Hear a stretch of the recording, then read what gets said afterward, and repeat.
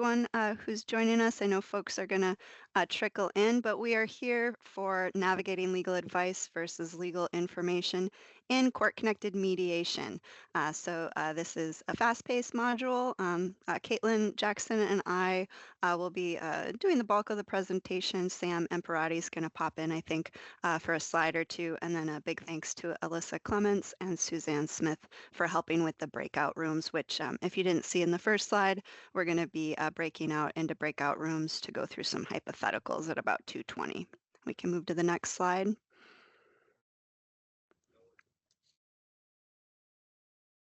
Okay, so before we get started, who am I? Who's Caitlin? What are we doing? Who are we? So I'm AJ Wall. I'm a licensed member of the bar, though make sure to read that disclosure. This is definitely not legal advice, nor is it intended to create that attorney-client relationship. I'm a history of mediation, so domestic relations, small claims mediator, court-connected mediator. And then the last few years, I've been a judge pro tem in Clatsop County with a landlord-tenant violations and small claims docket, and have spent the last year putting together a landlord-tenant mediation program in my county. Caitlin? Good afternoon. I'm Caitlin Jackson. I'm an ADR analyst with the Civil and Criminal Programs Division of the Office of the State Court Administrator of the Oregon Judicial Branch. And prior to that, I worked with a family mediation program here in Oregon. Over to you, Sam.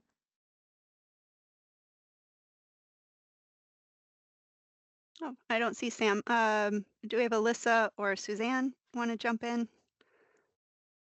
Hi, I'm Suzanne Smith. I am the mediation coordinator for small claims and landlord-tenant in Washington County Circuit Court. Hi, I'm Alyssa Clements. I'm the mediation coordinator in Deschutes County. Thank you for joining us, Suzanne and Alyssa. And you'll, those of you out there, if you're small claims, you'll be joining breakout rooms with them. Sam, do we have you yet? Otherwise, I'm just going to move on forward. Good afternoon. There you are. Good afternoon, Sam Emperati. Welcome, everyone. All right, thank you. And we can go to the next slide. And I think, Caitlin, you're going to just provide a structure for how we're going to proceed today. Perfect. Thanks, AJ. So AJ already shared some of this. Number one, we're really glad all of you are here. We had 111 folks register. We'll see how many if everybody makes it, which means the breakout rooms will have a large size. Prior to the breakout rooms, we'll have a couple polls, a chunk of lecture, and then you'll be in those structured breakout rooms with breakout room leaders. You will have microphone and video sharing permissions once you're in the breakout rooms, but with the number of folks here today, you won't have that access up until you're in your smaller groups. One note that I'm not positive of, but I think once you're sent to a breakout room, your cameras and mic might automatically turn on. That might not be the case. You might need to manually turn those on, but I want everybody to be prepared that your camera could turn on when you're sent to your breakout room. Again, that will be around 2:20. So if you have preferences about where you're located, please just attend to that around that time. If you do get disconnected, as I already shared during today's training, open the email and click the link that you used to get here in the first place. If that still doesn't work and you're experiencing minor tech issues, please reach out to Emma. Emma's contact information is in the email we sent this morning and is available in the chat and also located on the slides that were attached to today's email. Huge shout out to Emma Jackson and Emily Burgess for all of their help preparing for today and all of the work they're doing in the background. The one downside with Teams is that we have to manually assign everyone one by one during the training. So thank you, Emily, for working on that right now. A reminder, and I think you all got a notice, but today's session is being recorded and it will be available on OJD's YouTube page and on our mediator resources page, likely within the next 4 weeks. So if it's not there tomorrow morning, please don't email Emily, Emma, and I to ask when it will be posted. Wait a couple weeks so that we can get that all situated. For today's purposes, it's a beginner level course. So if you ask more advanced questions, we're probably not going to be answering them. There's approximately 15 members of the Oregon State Bar who are here today. We did apply for one general MCLE credit. and we'll submit a list of the Oregon State Bar attendees to the bar after today's session. So if you did not include your bar number when you registered, please email Emily so that she can include you on that list. Today's training is also eligible for court-connected mediator required continuing educations if you view this material as a refresher and if it's helpful for your continuing education. Again, it's designed as a beginner course. So it also, the original intent of this is that this hour session or 2-hour session will qualify for 1 hour of the court system training, which is a requirement for court-connected mediators. 2 more pieces on this slide. It can be really challenging to plan a training like this for mediators across the state due to how many different types of nuances there are between all of the courts. So if any of the materials we present today contradict with instructions you've received from your court, please follow up with your local mediation coordinator for more guidance. We likely will not be able to respond to very many questions during today's session due to our time limitations. But if you have a question, please use the Q&A feature, which is in that top row of your webinar system there. Use the chat if you have general comments. Use the Q&A if you have questions. The reason is that we want to easily download everybody's questions to be able to create a follow-up resource after today's session. All right, so let's jump in. We're about to start some Slido polls. So there are 2 ways to join a Slido poll. The first is you can take your phone, open your camera, hold it up to that QR code and click the link that pops up. If you're on an iPhone, it'll be a yellow link, and that will take you directly to slido.com. Once you've done that, it's going to prompt you for a passcode. Enter WKWPGP. There's a second way to join. If you don't want to use the QR code, you can type in slido.com or click the link that Emma put in the chat. If you manually go to slido.com, there's 2 steps. The first is you need to enter the participant number, which is 1034722, and then you're going to have to enter the passcode. So I'll give you about a minute to do that. Actually, I'm going to go to the next slide. The instructions will be on the next slide as well, so you can use the QR code there. The poll should open here when I hit next. So for this question, we want to get a sense of who's here today. So again, if you're not here yet, scan the QR code, open the link, or go to slido.com and then do the 2 steps.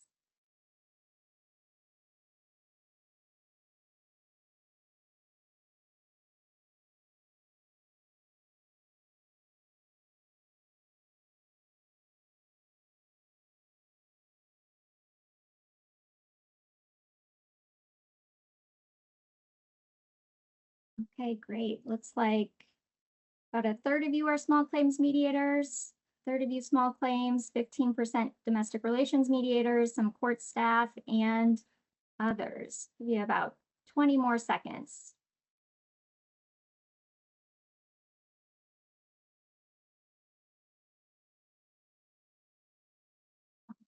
Let's go to the, oh, actually. Okay, here we go. Let's go to the next one. So it asks you to join the quiz. So you have to enter your name. I'm going to hit next because we can see everybody's names in the people section, but it will make you enter your name when you go to the next slide.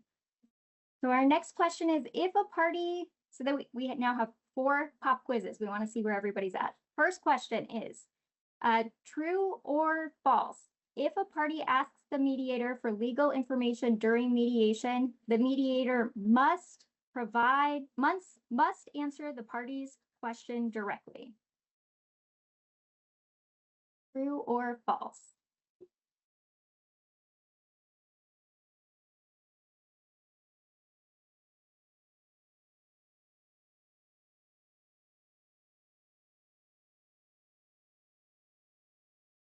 Okay, looks like we've got almost everyone who's on the Slido. It looks like we've got about 52 of you who have joined the Slido. So if you haven't yet joined the Slido, use your phone, take a picture of that, hold it up to the QR code, click the link, and that will take you to the Slido, and then enter the passcode WKWPGP. If you're not already there, and you want to do it on your computer, then you have to do the 3-step process, slido.com, enter the participant number on the screen, followed by the passcode.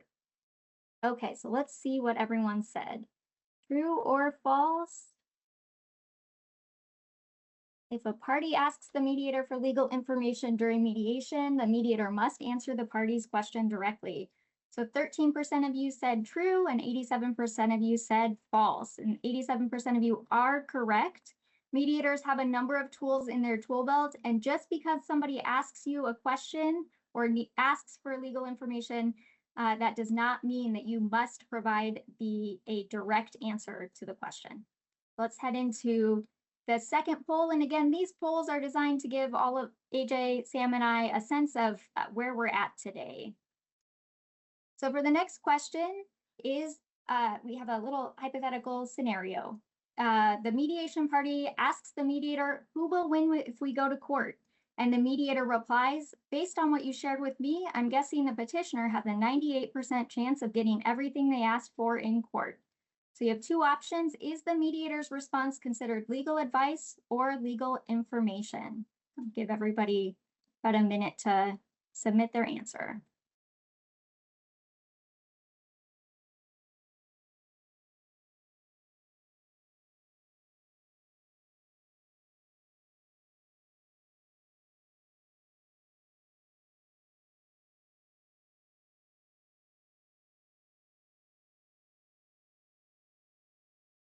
All right.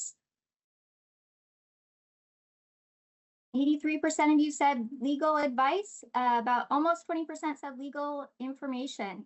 So the correct response to this one is that this is legal advice. Providing your opinion about a likely court outcome is considered legal advice.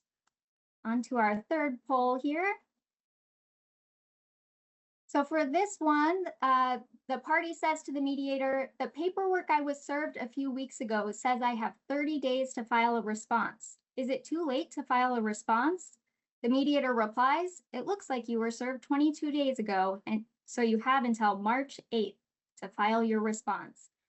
Go ahead and select one of those two options. Is this response considered legal advice or legal information?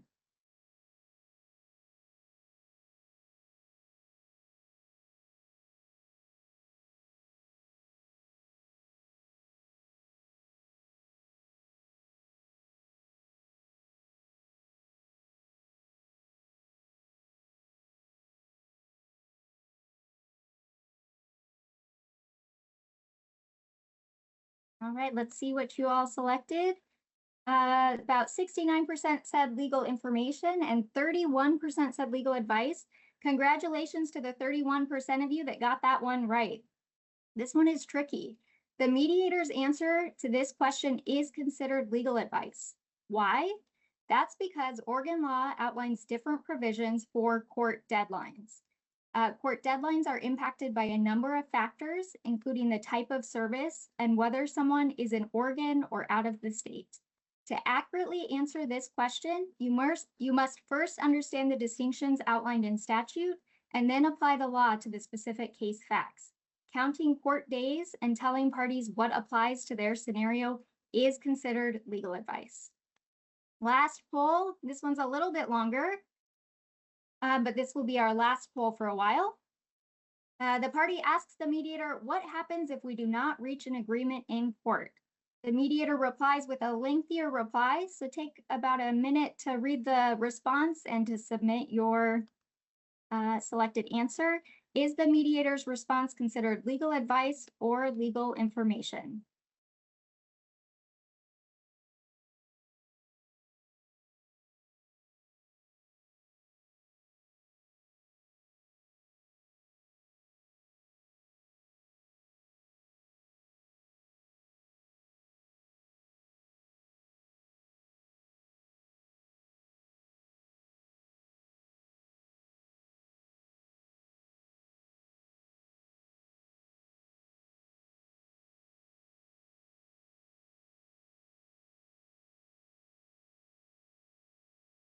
Okay, I'll close this in about 20 seconds.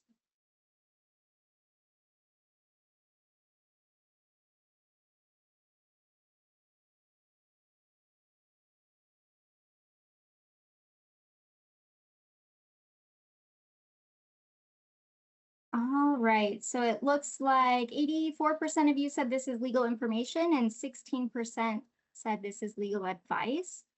At the simplest level, the mediator's response is legal information. Why? In this scenario, the mediator shared general information about the rules of the game by offering a pre-existing court resource. In this scenario, the mediator offered general and widely available information about what will happen if an agreement is not reached. While mediators cannot provide legal advice, mediators have an obligation to help participants understand the process, issues, and options before them so that they can make informed decisions during mediation. While we don't expect mediators to know every step of the court process, depending on your area of practice and experience level, and if authorized to do so by your local court, you may be able to provide legal information like this to help the party better anticipate the court process. So again, legal information. Congratulations. Looks like Dennis got 4 out of 4 of those right. Great job. So thank you again for responding to our polls. It's really nice to get a sense of who's here today. And based on your poll responses, it looks like many of you already have a strong foundation, which is great to see. So why are we here? Court users, especially unrepresented litigants, face challenges navigating and understanding the court system. The court process can be confusing. As a result, in your roles as court-connected mediators, you likely encountered questions and requests like these for legal information and legal advice from parties. There's a way to use emojis, I think, but you can send a reaction if you click your 3 little dots and do a reaction there. You can use the thumbs up emoji if you've navigated these types of questions during mediation. If you feel comfortable, feel free to share an example in the chat of a question or request that you've received during mediation in the past. Why does this topic matter? We know that you have a range of options for responding to direct requests for legal advice and legal information during mediation, but there are limitations. How you respond to requests for legal advice and legal information can impact the mediation process and can have downstream consequences, both negative and positive consequences for mediation parties, yourself, and the broader consumer trust in mediation and the courts. You'll notice that all of the examples on this slide are questions. That's intentional. To keep things at the beginner level today, we will be providing a framework for how to respond to questions from parties during mediation, but we will not be speaking to the more advanced scenarios, such as when mediators might want to offer unsolicited legal advice, when mediators might want to offer unsolicited legal information as a way to respond to power dynamics, or when a mediator might want to correct the incorrect use of terminology. When parties ask questions like the ones on these slides, they're not asking them to try to stump you. Instead, parties are doing their best to navigate complex and confusing court processes. We know it can be tricky to navigate the line between sharing legal information and offering legal advice in your court-connected mediator roles. We've heard from some court-connected mediators that they feel so obligated to respond to questions from parties during mediation that they've made the mistake of sharing incomplete or wrong information. And we've heard from mediators on the opposite side of the spectrum who are so unsure of how to respond when faced with questions that they become frozen. Our goal for you today is that you leave the training with a better understanding of your mediator role and with a framework for working through these types of questions and requests for legal advice in future mediation sessions. Over to you, AJ. Hi, thank you, Caitlin. Thank you for that good overview. Thanks for everybody for putting the responses in the polls. In developing this presentation and having gone to some other presentations that provide that legal advice versus legal information, and I always recommend people check those out for different perspectives and insights. And I am we're trying to keep an eye on the chat as we can, but we don't have a designated chat monitor. So if you do have a question that comes up, again, put it in the Q&A so that we can respond to those after the presentation. But if you do put stuff in the chat, I'll try to address it if it comes up. But please don't be offended if I'm not able to. So in developing developing this program, I really wanted to come up with not just a way of identifying the difference between legal advice and legal information, but also, okay, now what do you do, right? You've determined that your response would be legal information. Okay, this can help. We want to talk about how you can craft your answer, right? Or you've identified that your answer may be legal advice, but how you craft that answer could potentially impact, whether you're giving advice or information. So I wanted to talk through that. So at the end of today, I really want folks to not just be able to identify that legal advice versus legal information line, but also give you some tools for, okay, now what? What do you say, right? Because you've got two people in the session with you at least. They're both looking at you, or one of them's looking at you, and that can be an overwhelming and stressful situation. So I came up with a SWEET approach. Please, I'm very much into puns and visuals, so I thought of M&Ms, MMS, M&Ms, right? Remember your mediator techniques. You are a mediator. We have lots of different tools available to us that we'll get into in a minute. May you, that's to trigger this idea of, are you competent to give that answer? Does your court allow you, does your program allow you to answer, provide that information, and getting into that legal advice versus legal information. And then should you, what are the OMA, the Oregon Mediation Association, core standards? What are our ethics that can help guide us in crafting that answer and responding to that question that we may get? We can go to the next slide. Okay, so we put together this, remember who you are. So this is the M, right? This is our first M of the M&Ms. Remember who you are. We are mediators. We have lots of things that we can do when faced with some of these tricky questions that we get. This is December. My household, Santa is kind of a big deal right now. I'm getting a lot of questions about Santa and about Christmas, and so I thought it would be a good example of how I'm navigating tricky questions in my household. Mommy, is Santa real, right? Do I want to answer that question directly?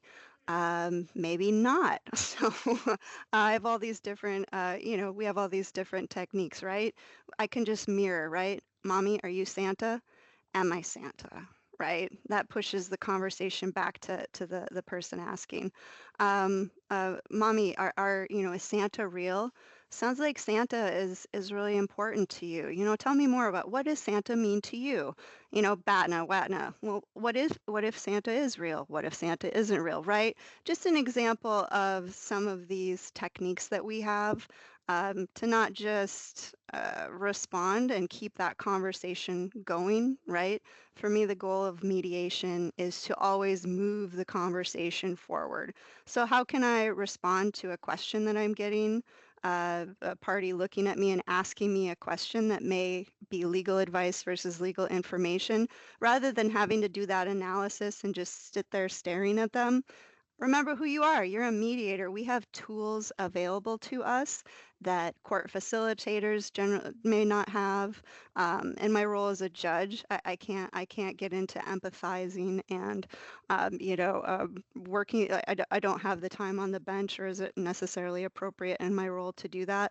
But we as mediators, we have this huge toolkit where if for some reason we don't either feel comfortable answering the question, or we don't know if we should or if we may, we can always go to our mediator techniques. So we can go to the next slide. Okay, so again, we've put them into this graphic. What we've done, and a big congrats and thank you to Caitlin, she put together a flow chart. Now I know not everybody looks at flow charts and understands, but for a lot of us, they're really helpful breaking it down. So we've presented the information in a couple of different ways, this framework for getting these questions. So this is the umbrella part, and we're going to build in the rest of our flow chart throughout the presentation. So we could go to the next slide. Okay, so you get a question. We've all been there. A party looks at us. They ask us a question right directly to us. That's the scenario we're looking at here today. and you usually have a gut response, right? Oh man, I don't know if I should. I don't know. I think no. I think my gut's telling me I don't want to answer this, right? That's where we're going to go to our mediator techniques. What's a good technique we can use to move that conversation forward? Or we might get a gut response that says, yeah, I think I got to answer this in order to move this conversation forward, right? So if your gut in that first question is telling you I should probably answer directly, then we're going to go to the next phase of may I. So we can go to the next slide. Okay, so this is our second M in our M&Ms, right? So we have our first M of mediator techniques. Always remember who you are. We have our second M of may you provide a direct answer to this. And I'm really looking at this in terms of competency, right? Are you able to, are you allowed to under the law? I know there are some attorneys out here. I'm an attorney myself. Again, this is a basic level course really intended for those folks out there who are civil mediators who necessarily don't have a license or practicing. Short answer is no, right? You can't give legal advice. You can't directly answer that question. And to look to 36.195, that we're really encouraging parties to obtain legal advice and to get independent review. So in our role as mediators, we're getting away from providing legal advice and really just helping move that conversation along and providing information about the mediation process and legal information if it's appropriate. So we can go to the next slide. So this brings us to, as I said, are you licensed, right? Are you able to provide legal advice just generally outside of mediation, just as a mediator, right? Can you provide legal advice, or as just a general person in the population? Statute, so Oregon Revised Statute, the law 9.16 requires folks in Oregon to have a bar membership, that law license to practice law. So that's where this says, except as provided in this section, a person may not practice law in this state or represent the person is qualified to practice law in this state unless the person is an active member of the bar. Okay, so what does that mean, right? Okay, so I'm not allowed as a mediator to practice law. So what is that? What is the practice of law? So that's that providing legal advice. When we're looking at that legal advice versus legal information, we're trying to distinguish what is legal advice. And when it comes down to is applying the law to the facts. Interpreting the law, case law, regulations, and then advising somebody of what their legal rights are under the law. And if you look at the formal bar ethics opinions, if you have more questions about this, excuse me. And I'm a nerd. I love ethics, so I like to bounce around on this site. I encourage you all as well. But from one of the opinions, the practice of law involves, among other things, the application of a general body of knowledge to the problems of a specific entity or person, right? So that's applying the law to the facts, right? Like as Caitlin brought up in the first example. Okay, it looks like you this was filed on such and such date. There's 30 days for notice. You have until March 8th, right? But if you're not an attorney licensed in law, that is legal advice because you're maybe not catching the nuances, right? Oh, the person's out of state. That moves it from 30 to 45 days, right? Or maybe the complaint was filed, but the filing fee wasn't paid until a few days later. That can adjust the timeline. So although it may feel like you're just providing basic information, that's actually legal advice because you're taking what you know about the parties and applying your understanding of the law and giving them an answer about what they should or shouldn't do. That is the practice of law, and that we need to avoid doing that. Okay, we can go to the next slide. Okay, so what is the unlawful practice of law? So this is where we can get in trouble if we're not a licensed member of the bar and we're providing legal advice without a license to do so. we are unlawfully practicing law. Again, if you go to the Oregon State Bar, there's an unlawful practice of law FAQ, frequently asked questions page. We're providing the links to these at the end of the presentation in a additional resources page. So you can go through and you can read some of the questions that they provide. They do a nice job of providing some questions. There's just one case that I thought was helpful in that an individual kind of created a website and was allowing people to enroll in a course in which they could basically select a form using their particular facts, and the individual was kind of helping people do so. And the court basically ruled that is providing legal advice, because you're, again, although you may have general information, applying it to a certain set of facts and then providing a recommendation based on that was the practice of law. And because that individual did not have a license to practice law, it became the unlawful practice of law. So we can go to the next slide. And I'll just say I'm fighting a bit of a cold, so I'm just going to grab some tea.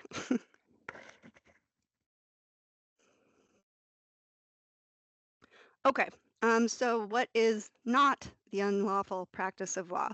I'm not going to get into too many details here. Again, you can read through those legal opinions, but looking through the law and the case law, essentially what it boils down to is that it's okay to provide legal information.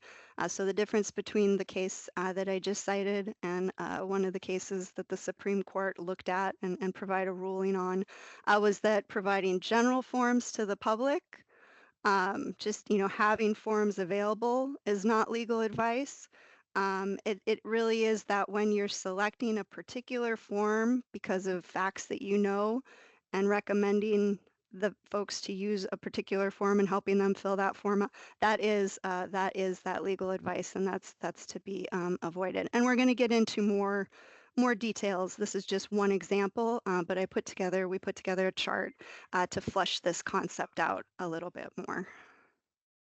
We can go to the next slide. Okay, so again, we're really looking at legal advice, right? Applying law to the facts. We can't do that as mediators, right? And again, I know there's folks out there that are going to say there's some exceptions, but a lot of the small claims and landlord-tenant are civil mediators out there that aren't licensed to practice law, can't give legal advice. Okay, so we can give legal information. So let's dive into more detail about what legal information is, what legal advice is, so we can not give legal advice, and we know what our options are when we're faced with a question that might allow us to provide some legal information. So we can go to the next slide. And this chart, if you don't already have it, you just want to make a note, because we're probably going to reference this quite a bit, and it'll be pretty helpful when we eventually get to our hypotheticals to keep this tabbed. So this is a helpful chart in helping us decide, is my answer, would that be in the legal information category, or would my answer be more in the legal advice category? So legal information, right? I'm just telling what the rules of the game are, right? I'm just saying this, a definition of a strike is this, a definition of a ball is that. I'm not, what would be, the inverse of that would be, I'm calling that's a strike, that's a ball, right? Also game strategy versus just basic rules. Like, this is how you win, right? This is how you could potentially lose. Also best outcome and worst outcome talk, right? What do you think will happen, if you're successful? What does successful look like, right? What do you think losing looks like, right? Those sorts of answers versus, okay, this is how you're going to be successful here, or if you do that, this is going to result in you losing, right? That would be in the legal advice category. General facts versus applying the law to facts, right? Again, just talking about what happened. Like, tell me what happened, right? How many times do we do that? Tell me more about that. Versus, ooh, you just mentioned that he said that to this, and that's really, based on the law, you want to avoid that, right? That would be that applying the law to the facts rather than just talking about them generally. I already touched on general forms that are available to everyone. I kind of think of this as, if I was in my office and I had forms available, from the court website, and I just had to print them out and I just have them available in my office and people can go over and they can look at them and grab them if they want and if it looks helpful, versus me sitting down with somebody, hearing what they had to say and saying, you know what, you should really fill out this form and file it with the court. That would be that where you go from having legal information into that legal advice. Another aspect is impartial regard. You're not taking sides, whereas you're getting into legal advice if you're advocating. You're helping further one side's interests over the other. And then the last piece of this, what do you want to happen versus what should happen, right? Tell me about what you want to happen. Tell me about what this looks like for you versus, this is what you should do. This is what's going to happen next. That sort of differentiation in the talk. And I know that Sam's going to present later, and I welcome him to add on and supplement, but that's just kind of a quick overview of this legal information versus legal advice. And I really want folks to keep this in front of you. Again, for the hypotheticals, we're going to break these down and talk through these in some of these hypothetical situations. Thanks, AJ. So in addition to that last chart, AJ, based on the statutes and case law that AJ has summarized, we compiled a summary of what mediators can and cannot do. This slide and the next slide are intended for court-connected mediators who are not licensed members of the bar. And as a reminder, laws change, new cases are decided, attorneys often have different interpretations of the law, and practices evolve. So use caution when you're looking at these charts. The three charts that are on the slide AJ just covered, this one and the immediate one to follow, should not be relied upon as legal advice. AJ said that for our whole presentation, but I really want to highlight it for these three charts. So please seek independent legal and other professional advice if you have any questions about how you may respond to questions from parties, but we're hoping these three charts will provide a kind of training basis for you. So what can't you say or do in response to a party's question during mediation? The chart that AJ shared on the left-hand column was legal information, and on the right-hand column was legal advice. That was not intended and is not intended to be you can do everything on the left and you can do everything on the right. That chart is intended to give you the legal foundation for what could be permitted, left column, what to avoid, right column. So we want to be really clear about what you cannot do, because even if something falls into that left legal information column, it might not be appropriate to provide it. Okay, so what can't you say or do in response to a party's question during mediation? Number one, mediators cannot recommend a particular strategy or course of action to win a case. They cannot advise others of their legal rights, cannot evaluate and convey a probable court outcome, cannot tell a party what they should do. Mediators cannot interpret statutes or apply legal principles to the facts of a case or situation. AJ's covered that already, so we know that. They cannot tell parties which form to use if there's more than one option, or what to write on any form. And for that, we're not talking about mediation forms, right? There's agreement to mediate forms. Of course, you can work with folks to get those moved through. Talking specifically about court forms that are used to file a case or respond to a case or engage in some other court action. Mediators cannot take sides or advocate for one party. Mediators cannot speculate about what the judge will do or cannot predict the case outcome. They can't talk to a judge on behalf of a party, and they cannot perform legal research for a client. So what may you do? Before diving into this slide, again, it's intended for folks who aren't licensed members of the bar. And secondly, this chart assumes that the mediator knows the accurate and complete answer to the party's question. So if the mediator knows the accurate and complete answer to the question, when faced with the question, a court-connected mediator is generally permitted to provide a direct answer to help participants understand the mediation process, issues, and their resolution options. Court-connected mediator is generally permitted to provide a direct answer if it encourages parties to consider the benefits of participating in mediation or reaching an agreement, and the consequences of not participating or not reaching an agreement. A court-connected mediator is generally permitted to share court-approved resources and referrals. And the last two get a little complicated. Mediators may be permitted to share information about the law, legal process, or resolution options without interpreting or applying the law to the specific case facts, so long as the local court has authorized the mediator to provide such information. And mediators may be permitted to provide definitions and refer to statutes, rules, and procedures without applying individual case facts, but again, only if the local court has authorized the mediator to provide such information.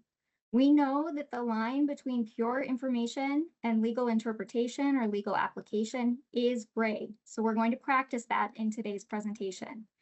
If you have any doubts regarding whether a response to a question is considered pure legal information or would be considered legal advice, don't share the information.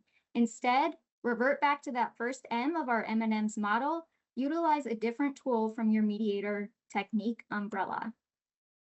So this slide only applies to mediators who are licensed members of the bar, and Sam's going to cover more of this in the attorney breakout room, but we wanted to highlight that Rule 2.4 of the Rules of Professional Conduct specifies that a lawyer serving as a mediator shall not act as a lawyer for any party against another party in the matter in mediation or in any related procedure. As such, lawyers serving a dual role as an attorney and mediator there's some limitations there. There are the two exceptions that are outlined there in B1 and B3. Sam will talk more about that. So what are the risks if mediators engage in the unlawful practice of law? Engaging in the unlawful practice of law can result in an investigation or enforcement by the Oregon State Bar, criminal sanctions by the district attorney. If you mediate as an OJD employee, you could also be subject to discipline for violation of OJD's personnel rules, which require that OJD employees abstain from the unlawful practice of law. Engaging in the unlawful practice of law intentionally or due to continued negligence by a mediator could prompt a presiding judge or determining authority to exercise their authority to remove a mediator from their court's approved mediator list. Above all, though, while there are potential consequences for all of us as court-connected mediators, we don't want to cause harm for parties. So broadly speaking, I never want parties to get bad legal advice, but I especially don't want parties to get bad legal advice from a court-connected mediator who's not licensed to provide legal advice. Parties often come to mediation with an incorrect assumption that their court-connected mediator will have a level of legal expertise or the authority to influence their case's outcome in court. Parties' incorrect assumptions are one of the biggest reasons why court-connected mediators need to be intentional about upholding their mediator role and staying in their mediator lane. Engaging in the unlawful practice of law degrades your integrity as a mediator and the integrity of the entire court-connected mediation field. So don't be this corgi. Don't engage in the unlawful practice of law. All right, thank you, Caitlin. And so again, we're filling out our flow chart, working through this approach, this sweet approach to how do you navigate these questions in mediation. So again, we've kind of broken it down into a more visual for those of you that process through kind of a flow chart. So again, is the direct answer legal advice? If it is, don't answer the question, right? Go to your mediation techniques to try to figure out what's appropriate in that mediation session. And to just sometimes the question we're asked, we learn about open-ended, closed-ended, right? Sometimes it's a yes or no question that we're being asked, and sometimes it's an open-ended. Coming into our next set of slides, in crafting, right? In crafting our answer, that is where sometimes we can get ourselves into trouble because the information we want to convey is legal information, but how we say it can sometimes move us into that legal advice category. So let's go to the next slide. So breaking down our flow chart, and you'll see this on the flow chart, when we're looking at the may, the second prong, the second M, we're going to look at legal advice versus legal information. We're always thinking about that. Also, do you know the answer, right? Do you know the accurate and complete answer to the question that's being posed to you? Does the question ask you about the mediation process, just about what you're doing? And ultimately, and I'm going to say this repeatedly, I know Caitlin mentioned it at the beginning, your court and your program are your guides, right? If something that we're saying today conflicts with something you've been told at your local court or your local program, they win. They always win. They trump the information that providing today. So always keep that in mind. Again, like that second prong, we're gonna take into consideration these pieces and walk through them in our hypotheticals. And so now we're going to get into, again, adding those into our framework, right? So is the answer illegal information? Yes. Okay. Well, do you know the answer? No. Okay. Well, then don't don't answer it and don't try to answer it. Just real quick aside, something I see from the bench is folks coming in, and I don't know what's happening in mediation. It's a confidential process, right? And as mediators, I've been the mediator. We tell information to people, and then they go back out into the world. They go back into court, and we oftentimes don't see or hear what they're then saying to each other, what they're saying to the judge. And it always breaks my heart when people get information from a person who's in a position of authority, which as mediators we are, and they take that information as true and accurate. And then when they come into court and they find out that the information is different from what they heard, it causes a lot of problems. So as Caitlin mentioned, we want to protect our clients. We want to do good by them. So again, you're going to your gut. You want to answer the question because we want to help people. All of you here are mediators because we want to help people at the end of the day. We want to help make lives easier. We want them to help resolve their problems. And so I think sometimes the instinct can be to answer that question because we want to help them. And answering questions feels good and people like it when they get answers. But if you don't know the answer and you're not completely sure of the answer, again, go back to those mediation techniques. Okay, we can go to the next slide. Okay, and so once you get past that do you not know the answer, then the next one is the direct answer information about the mediation process. If it is, you're okay to answer that. If they're asking, what am I signing with this agreement to mediate form? Anything, do I have to see the other party? Can I have a break with you? Can I call my attorney to talk about this before I agree to it? Anything related to the specific mediation process, of course, that's part of your role to respond to those questions. And then down to that fourth tier, has your court authorized? All of those questions in our flowchart build us to that should you provide the direct response, which is our third tier. So that's where we're headed now. So should you provide the direct answer to the question? And again, you're only going to be deciding if you should or should not if the direct answer is not considered legal advice. Number two, you know the complete and accurate answer. Number three, the direct answer is not a question about information, the answer is not to a question about the mediation process, because you can answer those ones. And then the fourth is, has your court authorized you? So if you've gotten through the flow chart to that orange should triangle, then we need to consider the should. So if you want to give a direct answer and have determined that you may, it still doesn't mean that you should give the answer to the question. So again, should is that third S in our M&M's prong. So Uniform Trial Court Rules, Chapter 12, require that court-connected mediators subscribe to and comply with a relevant code of mediator ethics, standards, and principles. So for today's training, we are assuming that you subscribe to the Oregon Mediation Association Core Standards of Mediation Practice.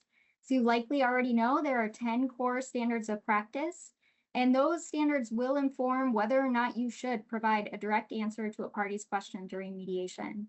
Some of the OMA standards of mediation practice are nuanced, right? So there might be a time a response to a question, there might be times a direct response to a question is appropriate, that's your green light. There might be times a direct response to a question is inappropriate, very clear red light. But some of the standards are more nuanced and they might be trickier to apply. And so I like to think of that as a yellow light. If you're thinking you should answer it, you want to proceed with caution before you proceed. So think I saw someone throw in the OMA Core Standards of Practice link into the chat. Alyssa, could you throw that in there one more time for me, please?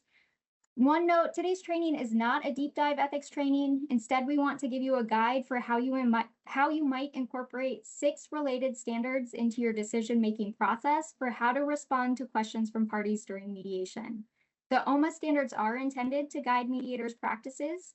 And as a reminder, if you open that link, you'll see the bold text, that is the standard, and each standard is followed by general comments, and the comments give additional context and guidance for interpreting the standard of practice. Thanks for throwing that in the chat. I think I saw that go through.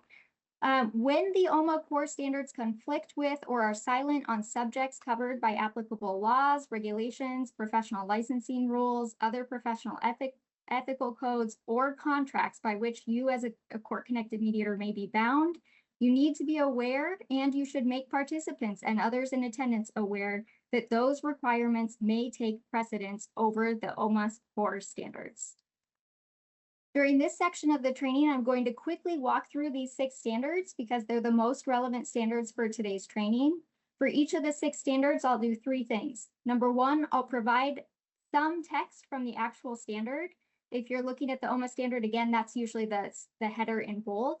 Then I will highlight 1 or 2 applicable comments for the standard to provide some additional context for today's training.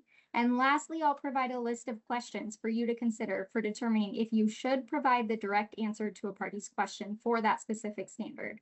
The questions are intended to help you navigate whether the direct answer to a question prompts a red light, yellow light, or green light for whether you should respond.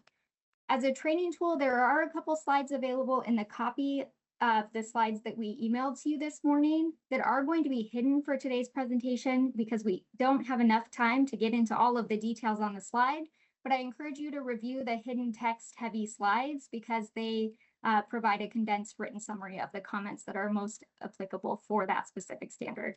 And of course, please refer to the OMA core standards of practice for additional context and for the exact text for the standard of practice and all related comments. Let's jump in. So I kind of am working backwards through the standards. So we're going to start with the 10th standard.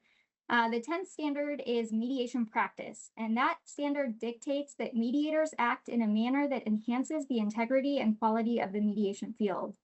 I did list 1 comment for this slide because there was just 1, and it's pretty brief.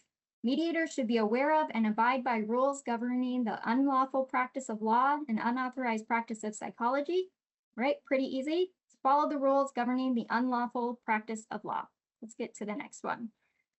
The 9th core standard of practice is dual roles and hybrid processes. This standard specifies that mediators engage only in the roles to which the participants consent during mediation or any hybrid process that includes mediation. Mediators do not provide participants with legal advice, therapy, counseling, or other professional services during mediation without the prior informed consent of the participants. A dual role is created when the mediator provides additional services to the participants.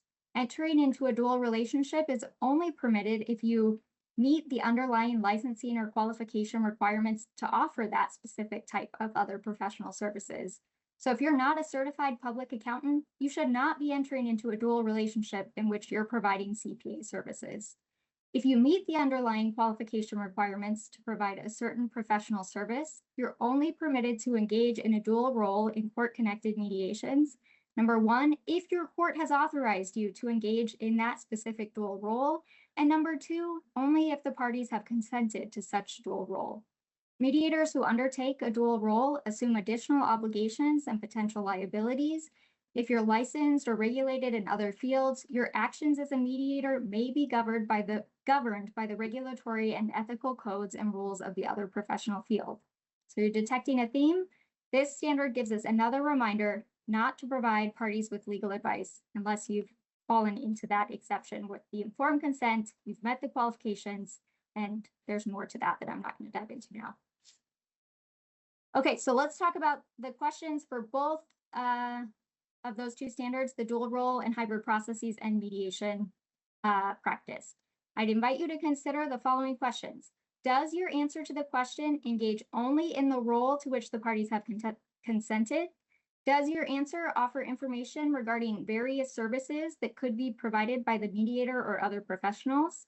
And does it provide referrals, education, or training? Does it abide by the rules governing the unlawful practice of law? Again, refer to the more text-heavy slide for additional details, but those are some generic questions to get us started. The next relevant core standard of practice is the fifth standard, Process Substantive Competence, which dictates that mediators fully and accurately represent their knowledge, skills, abilities, and limitations. They mediate only when they offer the desired approach and possess the level of substantive knowledge, skills, and abilities sufficient to satisfy the participants' reasonable expectations. There's some emphasis added there. Many parties expect, although incorrectly, that a court-connected mediator will tell them about the law. For the process and substantive competence standard, remember that it's not what you as the mediator think is ethical, it's what the parties reasonably believe your role to be. And if you're not going to act consistent with the party's assumption, you need to correct their assumption, even if their assumption is reasonable. So that could look like, you might assume that I would tell you any legal information that you need to know for your case because I'm a court-connected mediator. Actually, that's not my role.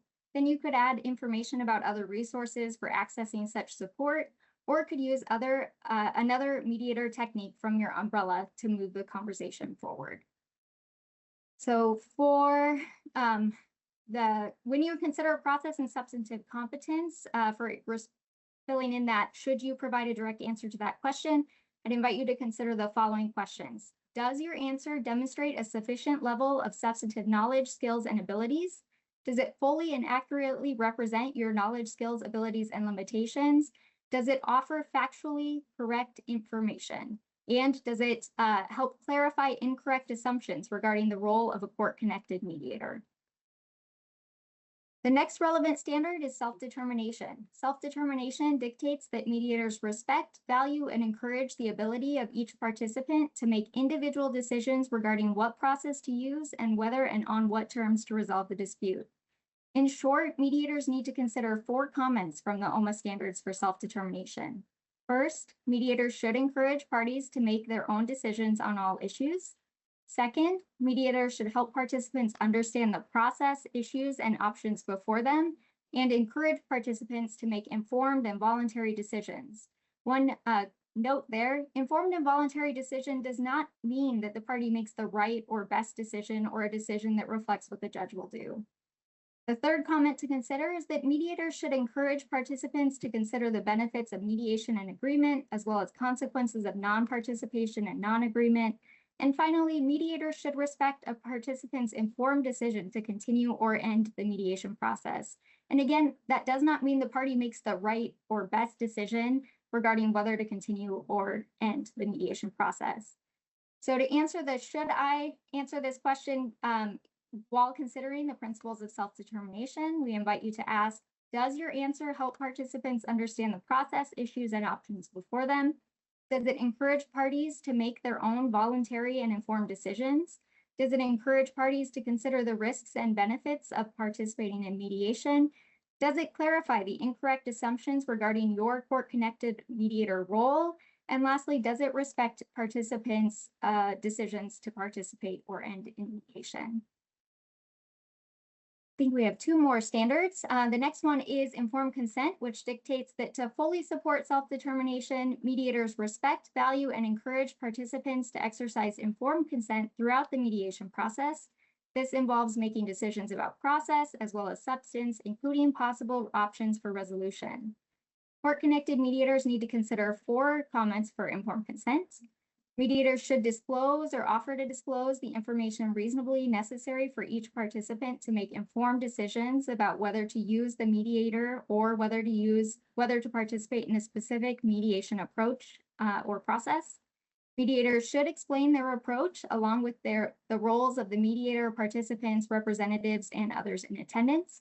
And that connects to what I shared a few slides earlier. Court-connected mediation parties incorrectly assume that a court-connected mediator is going to tell them about the law. And that's true whether or not you want that to be true, right? When parties come to mediation, there are some assumptions that you know things that could help or hurt their case, and that you're going to tell them those things.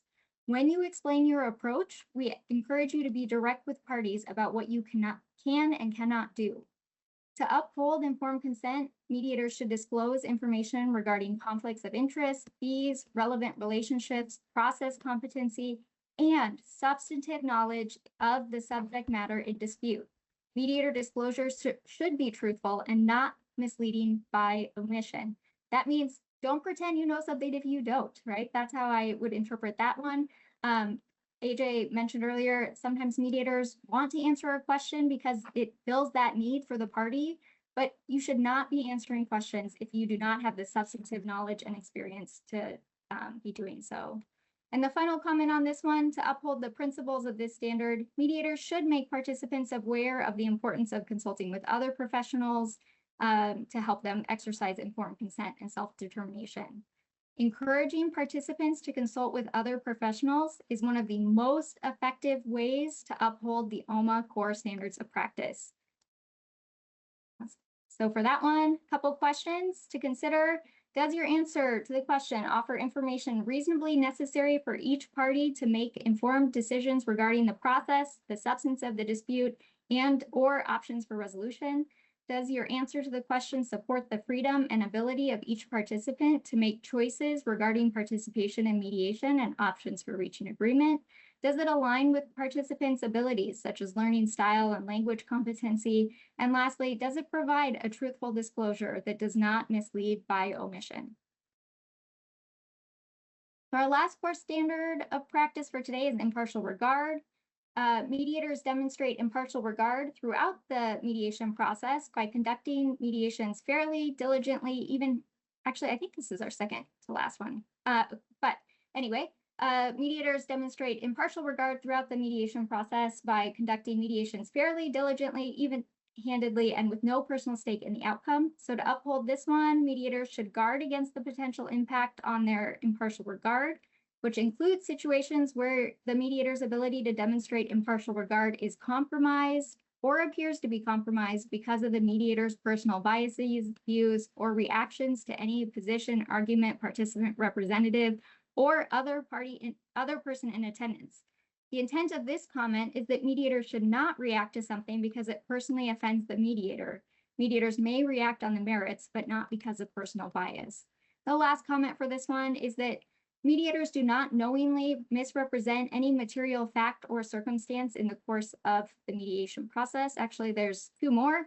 Mediators should advise parties to seek independent legal advice and the review of any documents before them. And finally, mediators should avoid conflicts of interest when recommending or referring participants to other professionals for services. One note for those of you that are OJD employees, you will want to check out the OJD personnel policies for OJD specific information about referring folks to other professionals. So to consider the principles of impartial regard, we invite you to ask yourself, does your answer uphold impartial regard? Does it discourage perceptions that you're taking sides? Does it accurately represent material facts or circumstances? Does it avoid conflicts of interest? And does it recommend parties seek independent legal counsel? I was right. That was our last one. Sorry about that.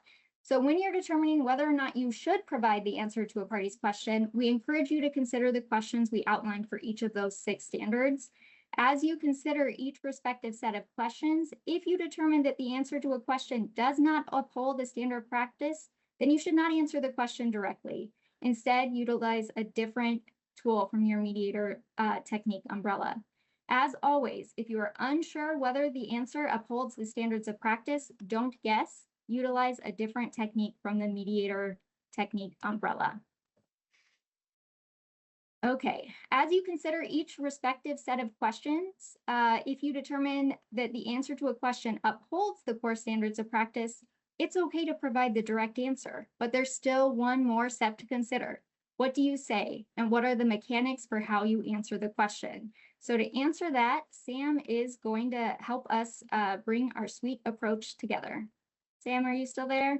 I hope I am. Can you hear me okay? We can hear you, but we can't see you anymore. Well, that's to the advantage of the audience. So the first fundamental question you have to ask yourself in looking at this analysis is, what color M&M are you? And that's the determining factor for moving forward. But seriously, let me give you a hypothetical in hopes of bringing it together. Uh, Plaintiff in a small claims uh, case as a contract, breach of contract claim.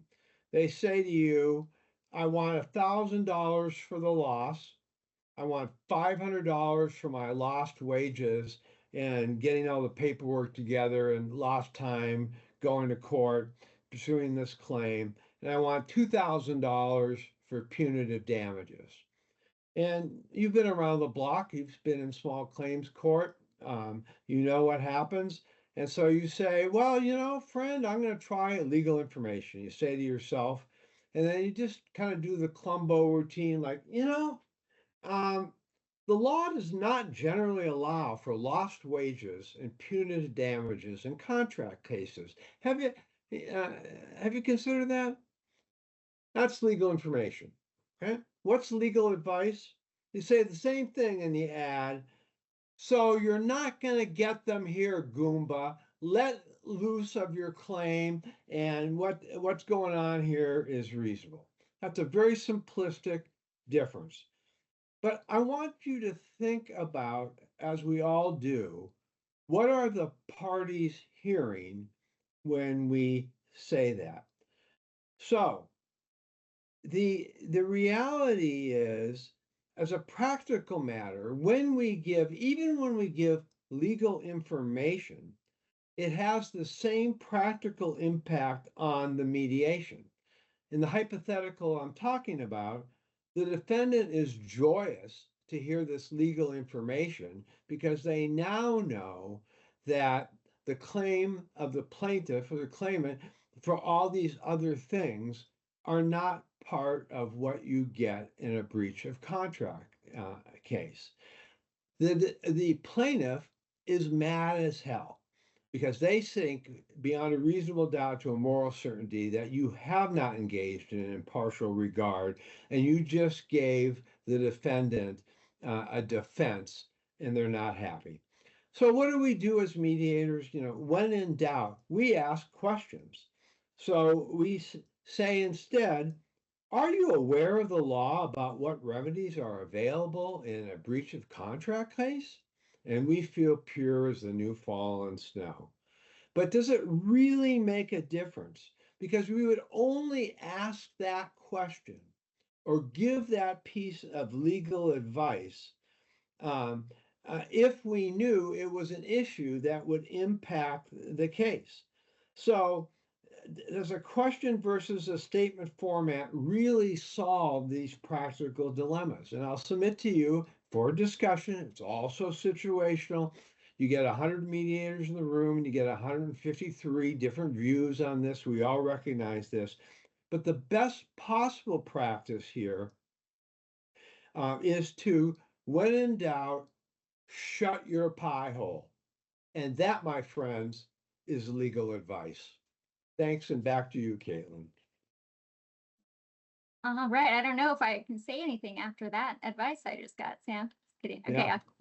Thank you, Sam. That was really helpful. So we're going to start practicing navigating some questions, but we've got some pieces before we head to our breakout rooms. So as we move toward the breakout rooms, I want to acknowledge that we know your mediator approach will inform how you respond to requests for legal information, and likely will inform whether you want to provide a direct response to a question, whether you should respond if permitted to do so, and how you should respond mechanically. We invite you to consider that your approach may be different than someone else in your breakout room. There are so many local nuances. This is the second point here. There's so many differences between courts and between mediator approaches across Oregon's judicial districts. So I want to normalize that different courts do things differently. So we know that your mediator approach is likely influenced by which approach your local court authorizes you to use or otherwise strongly encourages you to use. So if you have any questions about what's permitted in your local court, again, please consult with your local court to get clarification. And lastly, providing information about your approach or your court's approach, which the definition of approach from the OMA standards is on this slide. That's the behaviors, philosophies, processes, styles, and techniques used by mediators to conduct mediation. Providing information about that approach, though, or your court's approach in your agreement to mediate or in a written policy that's given to parties will cover many of the ethical flybys that we've discussed so far. You can provide such information orally in your opening statement, but it's easier to prove that you've provided that information if it's in a written format. So this is our whole, I know some folks don't like flowcharts. So there's a flowchart that was attached to the email that Emily sent, and that's primarily what will be on the slides moving forward. If you're not a flowchart person, make note of this slide because it outlines that M&Ms and all of the steps that you need to consider. So again, mediator techniques, you use your gut first. Do you even want to answer that is Santa real question? If not, go up to that top of the umbrella, pull one of those other techniques. Once you get into the second M&M, may you provide a direct answer? First, consider, is it legal advice or legal information? If it's legal advice, use one of the umbrella techniques instead. Second thing to consider, do you know the accurate and complete answer? If no, again, resort back to the upper umbrella, use a different tool. Is the direct response information about the mediation process? If yes, that's a green light in that you can provide it. Again, make sure you're using the techniques from above in terms of how you provide the information. And then finally, has your court authorized you to share the legal information? Then our third the third letter of our M&Ms, should you provide a direct answer? Consider the questions we have posed for the from the Oregon Mediation Association Core Standards of Practice. And if you determine that yes, you should answer the question, then mechanically, how do you proceed and what do you say either way, whether you determine you should or you should not? And so let's get into what this looks like. Here's an example of the umbrella chart. We cut off this top disclaimer on the upcoming slides. And so I do just want to highlight that again, this is intended to help parties navigate, to help mediators navigate how to respond to direct questions from parties. Our hope is that you're not going to take this umbrella and start applying it to those more advanced scenarios, because that's not the intent of our charts. Okay, so we have 5 breakout rooms with assigned breakout room leaders. So Suzanne and Alyssa will both be leading one of our small claims discussions. The same hypothetical, but in different spots because of the number of attendees. AJ Wall or Judge Wall in the landlord-tenant realm will be handling our landlord-tenant hypotheticals. If you're registered as a domestic relations mediator, you'll be with me, and then Sam will be running the show in the breakout room discussion for folks who are members of the Oregon State Bar. Again, Emily had to manually assign each of you to a breakout room, and we used the information you provided in your registration. If you used a different link than the one that's assigned to you, we might not have that information, so you could get stuck in the main room. I'll share more about what to do then. But a couple notes, you've already been pre-assigned. If you are in the wrong room for whatever reason, tell your breakout room leader, or you can just click the leave breakout room, return to discussion red button, and then Emily and Emma will be able to help reassign you. You likely won't have video access or unmuting access, and so you'll need to use the chat if that happens to you. At this point, please be prepared to share your video and to unmute since we're headed in that direction. Again, it may occur automatically. Those were my updates there. Once we get to the breakout rooms, a couple things are going to happen. You're going to get there, but we need some time to make sure everybody's in the right spot. So we're going to take a 5-minute break. So if you need to run to the bathroom, get some coffee, refill your water, you can do that. And then once we hit go, you'll take a 5-minute break, and then we'll have about 19 minutes for maybe 21 minutes the breakout rooms. Okay, AJ, what else am I missing? I think that's a good summary. Just a quick reminder, I've been kind of looking at the chat. Some questions have come up. Just if you do have questions that you want us to answer, we might not have time for it today. So put those in the Q&A if you select that Q&A option at the top of your screen. It's right next to the chat button. The big difference between chat and Q&A is we won't have access to the chat when we leave this presentation. We will be able to print out and review those Q&As. So if you want a question answered that we're not able to answer in the presentation, please move it to the Q&A. So that was just the one thing I was going to say. I personally am going to run and grab some more water and use the facilities.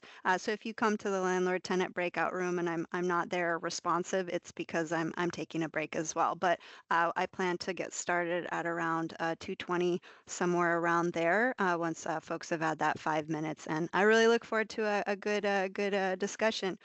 For those of you that disagree with me, I'm just going to automatically move you to Sam's room. So prepare for that. I'm just kidding. Thanks.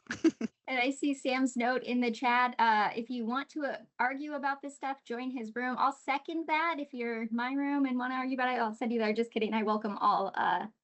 Yeah, we've had Feedback a on few this. folks that said they wanted a more advanced discussion. I encourage you to join Sam's room, and also I know he's providing a presentation on ethics next Wednesday at the Multnomah Bar. So if you go to the Multnomah Bar Association's website, it is paid. I don't think he personally gets paid for it, but that would be a really great opportunity if you want to dive into ethics at a more advanced discussion level. Thanks, AJ. And for the purposes of the breakout rooms and making Emily's life easy, let's go ahead and get folks started. And then breakout room leaders 221 plan to get started. And if you have any questions, ask Emily or Emma in the chat here. Otherwise, we'll see you in the breakout rooms.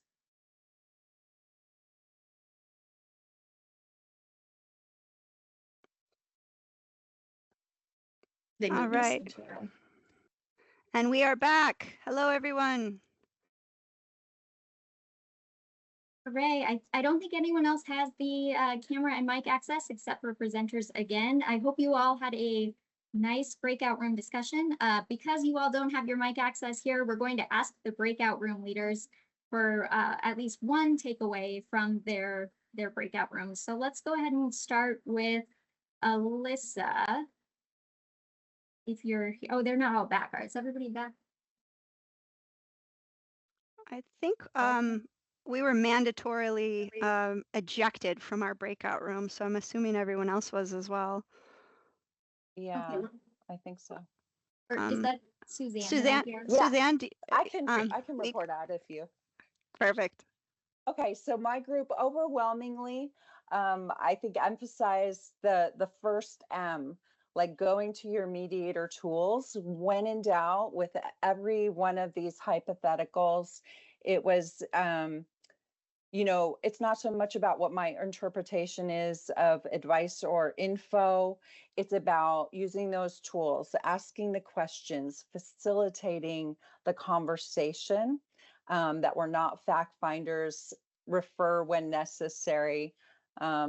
But definitely the bulk of our discussion focused on the mediator umbrella, those tools in the umbrella. And then I have a couple folks. Sorry, it was an older comment. Sorry, ignore me. Thanks. Thanks, AJ. Thanks, Suzanne. Okay, Alyssa, can we hear you now? Yes. Great. We had a great conversation, and same thing, where there wasn't so much that we wanted to answer questions directly, so much as clarify what parties we're talking about, engage the other party into the discussion, and just utilize the mediator techniques over giving legal information or giving legal advice in an effort to optimize our time in mediation so that the parties can work towards an agreement. We had a really great conversation. Thanks, Alyssa. I see a comment that folks might be getting some feedback. So if for presenters, if we're not talking, if we could mute ourselves. Sam, I see you're unmuted, I think. Do you want to go next? Sure. We had the group I had members of the Oregon State Bar, and we spoke only in Latin for the entire 15 minutes. It was very, very exciting. But our major takeaways were the complexity of, if you're going to do this, how do you do it consistent with the OMA standards, particularly, as mentioned here, impartial regard. You know, if you give legal information, it's going to be interpreted as legal advice, and it's going to help one party over the other. And so that's a challenge even for those of us who are members of the bar. And notice I didn't say non-lawyers. I hate that term non-lawyers. That's only applicable when you say non-Italians. You can make that distinction. But dividing the world into Italians, non-Italians, not okay. I digress. AJ, you want to jump in Yes. on Landlord Tenant? Thank you. And real quick, for those of you in our final minutes of our presentation, if you have hypotheticals that you've come across and you would like us to weigh in, please put those into the Q&A so that we can take a chance to look through them, give them the time and space and thought. I don't want to try to rush through them here, but I really want to answer and address any other questions or hypotheticals that you may have. So I wanted to make a shout out for that. Same thing, really leaning on our mediator techniques, which I gotta say it warms my heart. It was a big takeaway that I wanted folks to have, especially those of you that are just starting to mediate. You're just in that room. I remember my first mediation session, and I remember when one of the parties looked to me and asked me about the definition, to ask me to explain the difference between custody and parenting time to the other party. And it's my first session, and I just I don't even remember what I did because I just froze because it's like, wait a second, why are they asking me I thought I was asked what's happening.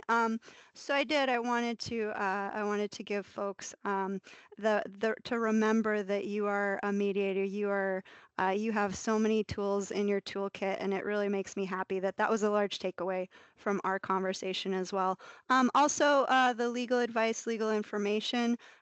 Remember your court, remember your program. If your program is telling you, hey, if they ask for this form, give them this form, that is what your program's telling you to do. That is legal information, and you should continue to do that because that's a policy at your court. That's a policy at your program, and that takes the heat off of you, so to speak. So always continue to do what your program supervisors in your court is telling you to do.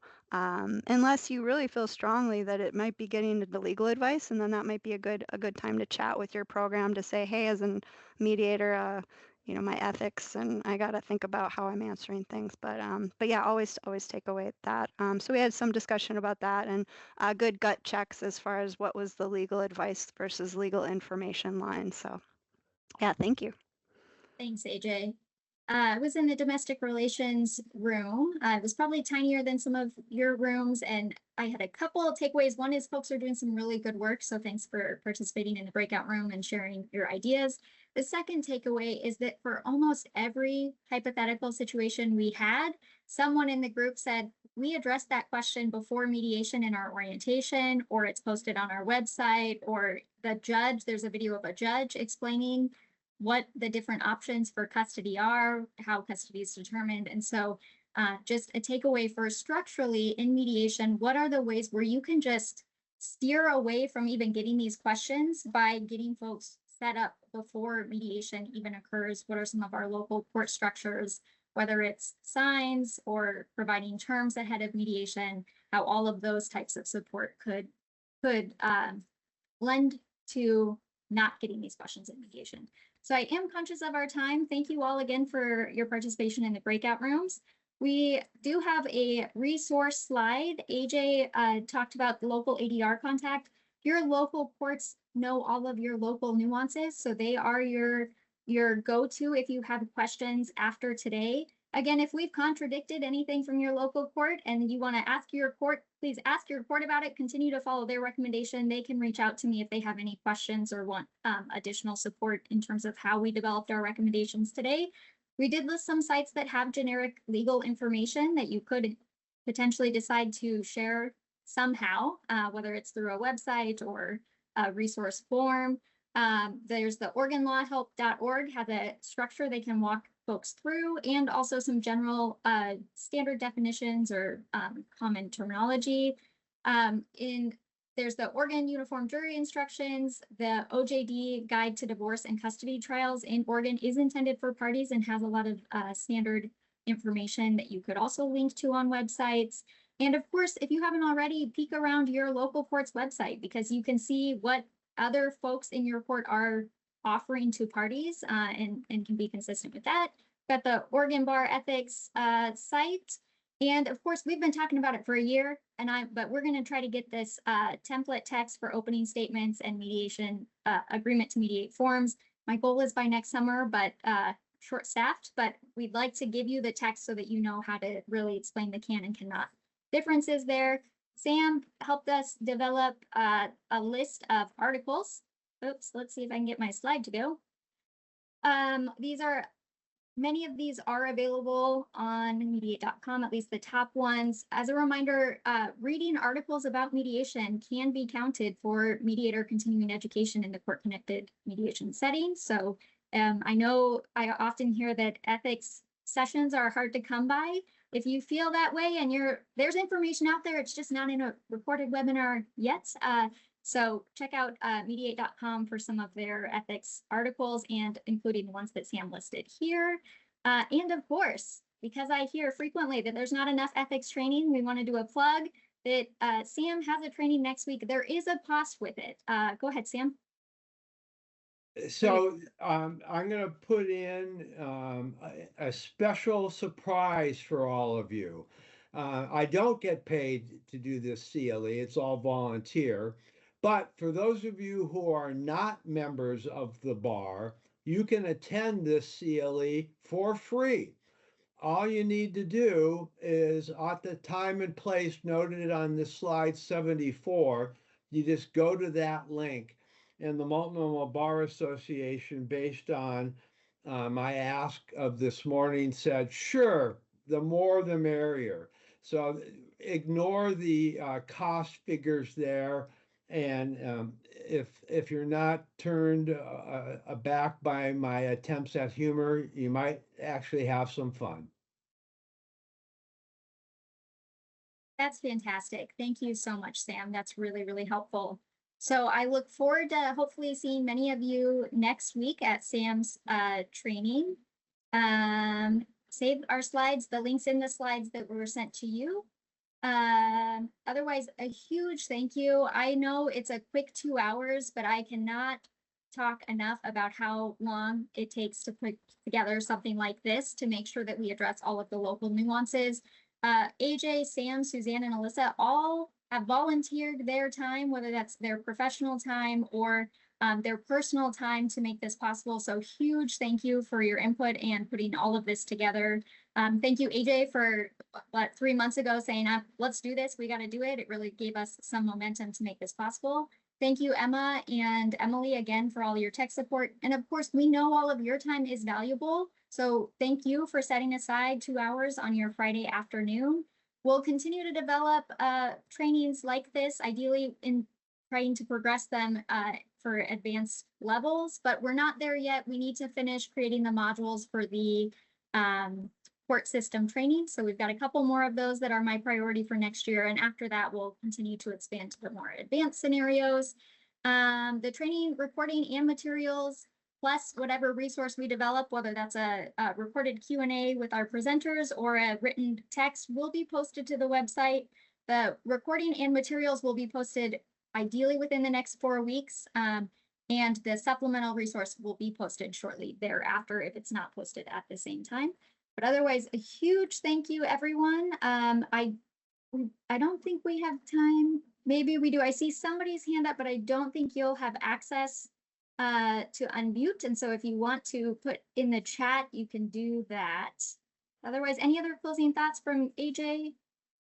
Yeah, just again, in these last couple minutes, put any questions or hypotheticals in that Q&A. I've seen a couple come through in the chat, but again, we won't have access to those once we close the presentation. So make sure to get those into the Q&A so we can check those out and provide some really thoughtful and perfectly crafted answers. But no, it's really to have so many folks sign in and to lend us your ears for a couple of hours. It just shows what great work, to echo what Caitlin said, the great work that you all are doing. Our programs and our state and our communities are enriched by the work that you do.